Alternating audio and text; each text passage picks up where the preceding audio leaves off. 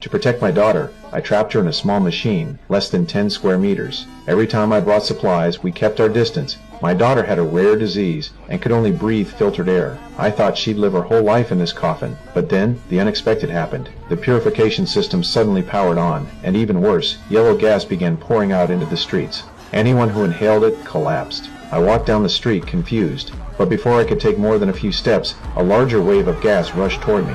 I froze, and the gas hit me head on. The street turned into chaos. I ran home as fast as I could. Once I got inside, I pulled my wife away from the window. The next second, the toxic gas surrounded the window, seeping in through every crack. With my daughter in the purification room, I set it to energy-saving mode, and quickly grabbed my wife to leave.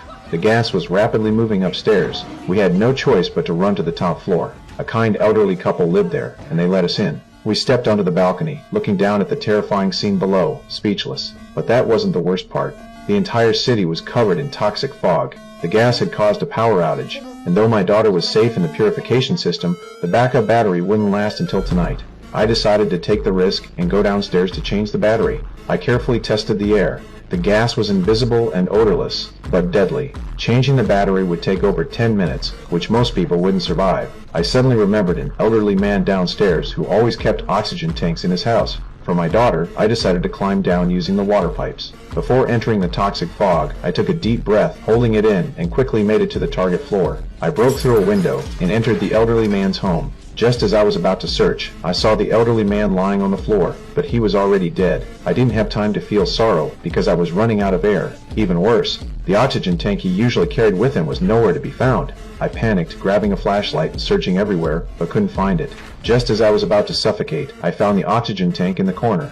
I quickly put on the mask, opened the valve, and breathed in just in time.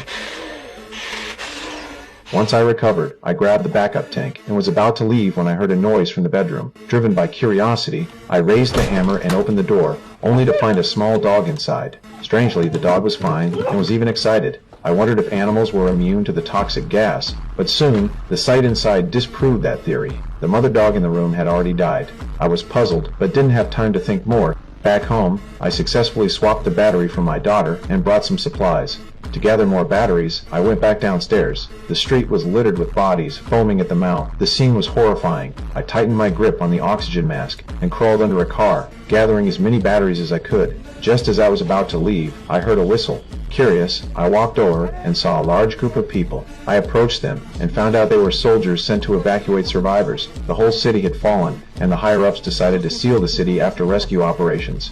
As the captain saw my makeshift oxygen tank, he handed me a pure oxygen tank, asking me to join the main group.